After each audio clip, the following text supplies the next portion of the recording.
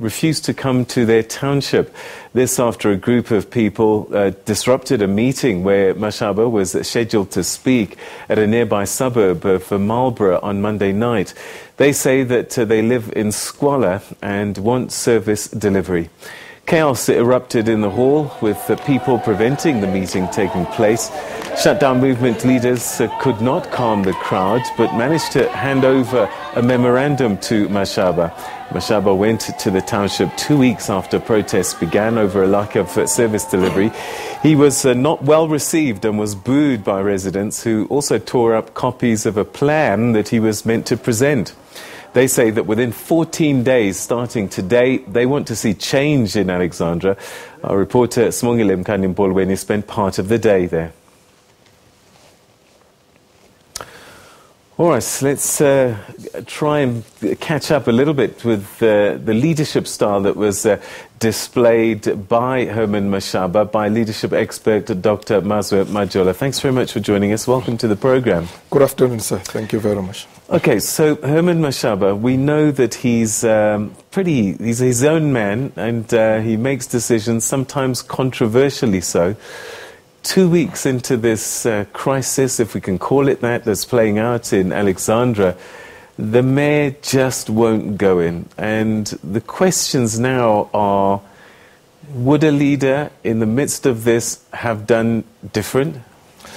Just before we get to that question, Peter, I think we really need to strongly condemn this incident that just happened in Alexandra. I mean, it's very unfortunate that community leaders will start something that will appear to be a peaceful service delivery, and that will infiltrated by criminals and loose cannons and thugs that will really rob media, journalists. This is very, very wrong, and the law enforcement must take swift actions there. Is very, very unfortunate. How will the world know what is happening in the community if journalists cannot go there and capture that and show all of us? We don't stay in Alexandra, so we only see and know these things through or by journalists to go there. So this is very, very unfortunate. Perhaps the sad thing about that is that maybe the reaction is quite telling, in that maybe this is something that they see every single day, and perhaps this feeds into these protests that eventually erupted. Yeah, it's so true, absolutely. It may as well be like that, and you're quite correct. But go back to your question. I think Herman Mashaba displayed a high-level cowardice leadership yesterday, or within the last 2 weeks. I think he failed to be a courageous leader. Unfortunately, leadership has a price. There is a cost in leadership. Leaders go to places where other people don't go. They are the ones who must go ahead in front of the soldiers.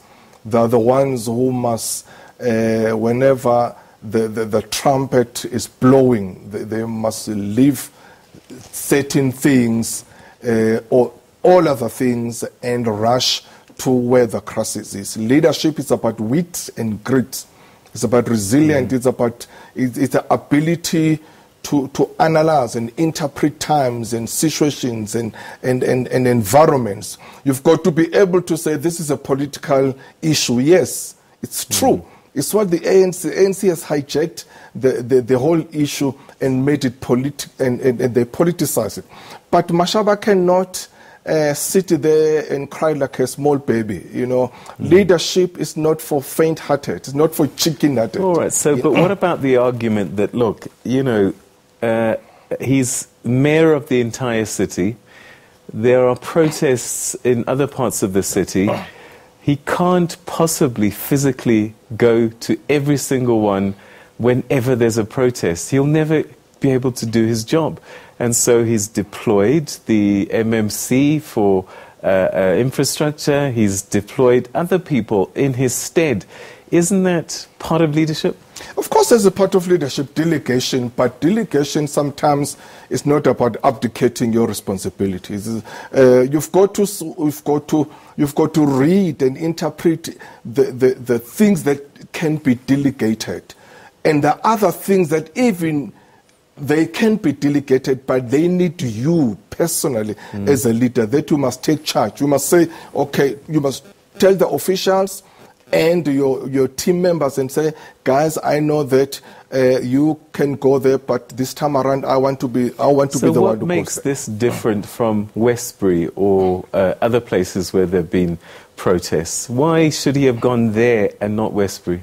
Because there he is the executive mayor of Johannesburg, and Alexandra is the area that needed him as a mayor. They said, we want a mayor to come here. Yes, I think it's very unfair to really to blame Mashaba for what is happening in Alexandra.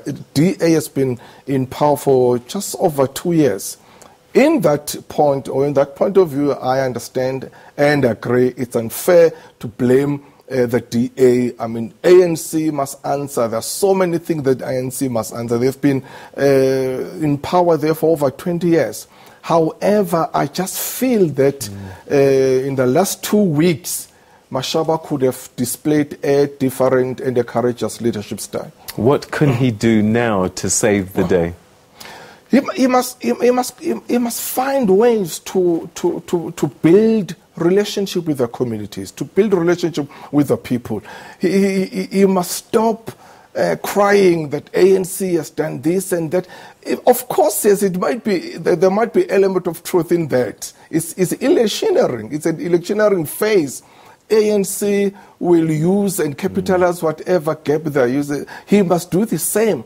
So now he must try and say, how can I win win back over the community of Alexandra? Of course, yes, he must start now, make a build-up, meeting small communities. Maybe he must start meeting with the leadership, the community leaders. Right. And that small meet with them and then meet with other structures before he can go for a bigger meeting. All right. Unfortunately, we ran out of time, but thank you so much, as always, for your insights, particularly around leadership. Thank you so much indeed, Mr. Majola. Thank you, sir. Thank you. All right.